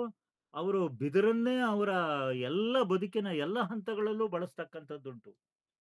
ನಮ್ಮ ಬಿದಿರಿನ ನಮ್ಮಲ್ಲಿ ಗಾಡಿಗೆ ತಡಿಕೆ ಮುಂತಾದದ್ದಕ್ಕೆ ಮತ್ತು ಮನೆಯ ಗೋಡೆ ತಡಿಕೆ ಈ ತರದ್ದಕ್ಕೆ ಎಲ್ಲದಕ್ಕೂ ಬಿದಿರನ್ನ ಬಳಸ್ತಕ್ಕಂಥದ್ದುಂಟು. ಇವತ್ತು ಏಣಿ ಬಿದಿರೇ ತುಂಬಾ ಮುಖ್ಯವಾಗಿ ಬೇಕಾಗಿರ್ತಕ್ಕಂಥದ್ದು. ಆ ಬಿದಿರನ್ನೇ ಬೇರೆ ಬೇರೆ ಸೈಜ್ನ ಬಿದಿರನ್ನ ಬಳಸ್ಬಿಟ್ಟು ಆ ಏಣಿಯನ್ನು ತಯಾರು ಮಾಡ್ತಕ್ಕಂಥದ್ದು. ಆ ಏಣಿ ನಮ್ಮ ದಿನನಿತ್ಯದ ಹಳ್ಳಿಗರ ಬಳಕೆಯಲ್ಲಿರ್ತಕ್ಕಂಥದ್ದು ನಾವು ನೋಡಬಹುದು. ಹೀಗಾಗಿ ಸಹಜವಾಗಿ ಇದೆ ಅದು. ಮತ್ತೆ ಯಾವುದು ಪ್ರಶ್ನೆ ಬಂತು? ಸರ್, ಅದೇ ಬಿದಿರನ್ನು ಪಶುಪಾಲಕರು ಗೆಣ್ಣುಗಳನ್ನು ಎಣಿಸುವಾಗ ಕಟ್ಟದ, ಕಾದ, ಕಲ್ದಡದ ಎಂದು ಎಣಿಕೆ ಮಾಡುತ್ತಾರೆ ಸರ್. ಇದರ ತಾತ್ವಿಕ ನಿಲುವು ಏನಿರಬಹುದು ಅಂತ. ಏನು ಬಿದಿರನ್ನು ಪಶುಪಾಲಕರು ಗೆಣ್ಣುಗಳನ್ನು ಎಣಿಸುವಾಗ ಕಟ್ಟದ, ಕಾದ, ಕಲ್ದದ ಎಂಬ ಎಣಿಕೆ ಮಾಡುತ್ತಾರೆ. ಇದರ ತಾತ್ವಿಕತೆ ಏನಿದೆ ಅಂತ ಕೇಳ್ತಾರೆ. ಪಟ್ಟದ ಕಾದ ಅಂತ ಏನು ಅಂದ್ರಲ್ಲ? ಅದೇ ಕಟ್ಟದ, ಕಾದ ಅಂತ ಹೇಳಿ ಎಣಿಕೆ ಮಾಡ್ತಾರಂತ ಸರ್ ಅವರು. ಅದೇನೋ ನಮ್ಮ ಭಾಗದಲ್ಲಿ ಆತರ ಎಣಿಕೆ ಮಾಡ್ತಕ್ಕಂಥದ್ದಿಲ್ಲ. ಹಿಂದೆಲ್ಲ ನಮ್ಮ ಜನ ಸೇರುಗಳಲ್ಲಿ ಬೇರೆ ಬೇರೆದ್ರಲ್ಲಿ ಅಳಿಬೇಕಾದಾಗ ಏಳು ಅಂತಕ್ಕಂಥ ಶಬ್ದನ ಏಳು ಬೀಳು ಅಂತ ಹೇಳ್ಬಿಟ್ಟು ಉಪಯೋಗಿಸ್ತಿರ್ಲಿಲ್ಲ. ಏಳು ಮತ್ತೊಂದು ಅನ್ನೋರು. 10 ನಂತರ 11 ಅನ್ನೋ ಪದ, 7 11 ಅನ್ನೋ ಪದನ ಅದು ಅಷ್ಟು ಉಚ್ಚಾರಣ ಯೋಗ್ಯ ಅಲ್ಲ ಅಂತ ಹೇಳ್ಬಿಟ್ಟು ಅವರು 11ನ್ನ ಹತ್ತೆ ಚಿಲಿ ಅಂತ ಹೇಳ್ಬಿಟ್ಟು ಬಳಸ್ತಕ್ಕಂಥದ್ದುಂಟು. ಇದು ಕಟ್ಟು ಕಾದ ಅಂತಕ್ಕಂಥದ್ದು ನನಗೆ ಹೊಸ. ಯಾವ ಭಾಗದದ್ದು ಅದು? ಪ್ರಹ್ಲಾದ್ ಸರ್ ಕೇಳಿ ನೀವೇ. ಸರ್ ನಮಸ್ಕಾರ ಸರ್. ಯಾರು? ನಾನ್ ಪ್ರಹ್ಲಾದ್ ಸರ್. ಪ್ರಹ್ಲಾದ್, ಬಳ್ಳಾರಿ. ಹಾ ಸರ್, ಚಿತ್ರದುರ್ಗ ಸರ್. ಸರ್, ಅಲ್ಲಿ ನಮ್ಮ ಭಾಗದಲ್ಲಿ ಪಶುಪಾಲಕರು ಬಳಸ್ತಾರೆ ಸರ್. ಅದು ಕಟ್ಟದ, ಕಾದ, ಕಲ್ಲಡದ ಅಂತ ಹೇಳ್ತಾರೆ ಹೇಳುವಂತ ಸಂದರ್ಭದಲ್ಲಿ ಇರಬಹುದು. ಸರ್, ಅದು ಕಟ್ಟದ ಅಂದ್ರೆ ಇವಾಗ ಪಶುಗಳು ಮೇಸಕ್ ಹೋಗಿರ್ತಾರಲ್ಲ ಸರ್, ಅಂದ್ರೆ ಅದನ್ನ ಕಡಿಯೋ ಅದೇ ರೀತಿಯಲ್ಲಿ ಎಣಿಸ್ಕೊಂಡು ಕಡಿತಾರೆ ಸರ್ ಅಲ್ಲಿ ಬಿದಿರನ್ನ. ಇವಾಗ ಕಟ್ಟದ ಅಂದ್ರೆ ಕಟ್ಟದ ಒಂದು ಫಸ್ಟ್ ಕಟ್ಟದ, ಕಾದ, ಕಲ್ಲಡದ ಅಂತ ಎಣಿಸ್ಕೊಂಡು ಹೋಗ್ತಾರೆ ಸರ್. ಲಾಸ್ಟ್ಗೆ ಕಟ್ಟದ ಅಂತ ಇಡೀ ಆ ಪಶುಗಳೆಲ್ಲನೂ ಸಹ ಗರ್ಭ ಆಗ್ತವೆ ಅನ್ನುವಂತಹ ಒಂದು ನಂಬಿಕೆ ಸರ್ ಅವರಲ್ಲಿ. ಇದೊಂದು ಹೊಸ ವಿಚಾರ ಪ್ರಹ್ಲಾದ್. ಸರ್, ಕಾದ ಅಂದ್ರೆ ಚೆನ್ನಾಗೆ ಕಾಯ್ತಾನೆ ಅನ್ನುವಂತಹ ಆ ಕೋಲನ್ನ ಎಣಿಸ್ಕೊಂಡು ಕಡಿತಾರೆ ಸರ್ ಇದ್ರನ್ನ. ಅಂದ್ರೆ ಇಲ್ಲಿ ದೈವಕ್ಕೆ ಉಪಯೋಗಿಸ ಅಂತ ಗಣಿಗಳಿಗೆ ಮಾತ್ರ ಕಡಿಯಕ್ ಹೋಗ್ತಕ್ಕಂಥವನು ಬಹಳ ನೇಮದಲ್ಲಿದ್ದು, ಯಾಕಂದ್ರೆ ಒಂದೊತ್ತಲ್ಲಿ ನೇಮದಲ್ಲಿರೋದಂದ್ರೆ ಒಂದೊತ್ತಲ್ಲಿದ್ದು ಬಹಳ ಶುದ್ಧಿಯಾಗಿ ಆ ಕಾಡಿಗೆ ಹೋಗಿ ಹುತ್ತದ ಮೇಲೆ ಬೆಳೆದಿರ್ತಕ್ಕಂಥ ಒಂದು ಬಿದಿರನ್ನೇ ಹುಡುಕಿ ಅದಕ್ಕೆ ಪೂಜೆ ಸಲ್ಲಿಸಿ ಅದಕ್ಕೆಲ್ಲಾ ರೀತಿಯ ಗೌರವ ಸಲ್ಲಿಸಿ ಅದನ್ನ ಕಡಿತಕ್ಕಂಥದ್ದುಂಟು. ಈ ಒಂದು ವಾದ್ಯ ತಯಾರಿಕೆಗೆ ಬಳಸ್ತಕ್ಕಂಥದ್ದು. ಆಮೇಲೆ ಅದನ್ನ ಎಲ್ಲೂ ನೆಲ ಮುಟ್ಟಿಸ್ದ ಹಾಗೆ, ಎಲ್ಲೂ ಅದು ಕಂಟು ಮುಟ್ಟು ಆಗದ ರೀತಿಯಲ್ಲಿ ಬಹಳ ಹುಷಾರಾಗಿ ತಗೊಂಬಂದು ಅದನ್ನ ತುಂಬಾ ನೇಮದಲ್ಲಿ ಇದ್ಕೊಂಡು, ಈಗ ನಮ್ಮ ದಗಮು ತಯಾರಿಸ್ತಕ್ಕಂಥ ಸಂದರ್ಭದಲ್ಲಿ ಹೇಗೆ ನಮ್ಮ ಮ್ಯಾಸ್ಬೇಡ್ರಲ್ಲಿ ಒಂದು ಕಟ್ಟುನಿಟ್ಟಾದಂಥ ನಿಯಮವನ್ನು ಪಾಲಿಸಿ ಆ ವಾದ್ಯವನ್ನು ತಯಾರು ಮಾಡ್ತಾರೋ, ಅದೇ ರೀತಿಯಲ್ಲಿ ಈ ಗಣೆ ವಾದ್ಯವನ್ನು ಕೂಡ ಇವರು ತಯಾರು ಮಾಡ್ತಕ್ಕಂಥದ್ದುಂಟು. ನೀವ್ ಹೇಳಿದ ವಿಚಾರ ಒಂದು ಹೊಸ ಸೇರ್ಪಡೆ. ಅದನ್ನ ನನಗೆ ಒಂದು ಸಣ್ಣ ಟಿಪ್ಪಣಿ ಮಾಡಿಬಿಟ್ಟು ಕಳಿಸಿ, ನಾನು ಮುಂದೆ ಇದನ್ನ ಅಪ್ ಟು ಡೇಟ್ ಮಾಡೋ ಸಂದರ್ಭದಲ್ಲಿ ಅದನ್ನ ಆಡ್ ಮಾಡ್ಕೊಳ್ತೀನಿ.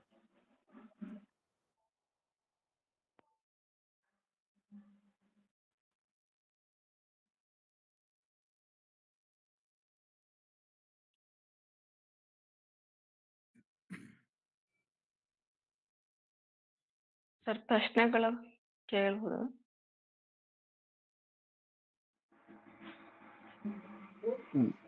ಬಾನು, ಈಗ ಯಾರಾದ್ರೂ ನೇರವಾಗಿ ಸರ್. ಕೇಳ್ತಾರಂದ್ರೆ ಕೇಳಿ, ಇಲ್ಲಾಂದ್ರೆ ಕಾರ್ಯಕ್ರಮ ಮುಗಿಸ್ಬಿಡ್ರಿ. Okay sir.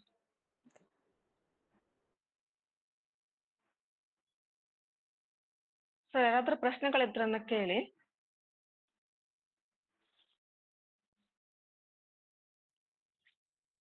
ಸರ್, ಮುಗಿಸದ?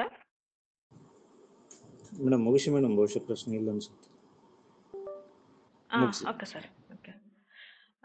ತಮ್ಮ ಉಪನ್ಯಾಸವನ್ನ ಪ್ರಸ್ತುತಪಡಿಸಿದ ಡಾಕ್ಟರ್ ಮೀರಾ ಸಾಬಿಹಳ್ಳಿ ಶಿವಣ್ಣ ಇವರಿಗೆ ಭಂಡಾರ ಪ್ರಕಾಶನ ಮಸ್ಕಿ ಇವರ ವತಿಯಿಂದ ಹಾಗೂ ಕೇಳುಗ ಎಲ್ಲ ಸಾಹಿತ್ಯ ಆಸಕ್ತರ ವತಿಯಿಂದ ಹೃದಯಪೂರ್ವಕವಾದ ಧನ್ಯವಾದಗಳು.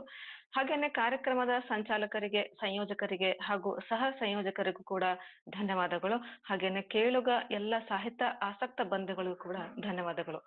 ಮತ್ತೊಮ್ಮೆ ಎಲ್ಲರಿಗೂ ಧನ್ಯವಾದಗಳನ್ನ ಹೇಳುತ್ತಾ ನನಗೆ ಅವಕಾಶ ಮಾಡಿಕೊಟ್ಟಿದ್ದ ಭಂಡಾರ ಪ್ರಕಾಶನಕ್ಕೂ ಕೂಡ ನಾನು ನನ್ನ ಧನ್ಯವಾದಗಳನ್ನ ಸಲ್ಲಿಸ್ತಾ ಇದ್ದೀನಿ. Doctor Thank you, sir. Bhanu sir thank you sir. Sir, doctor Bhanu ಅಂತ.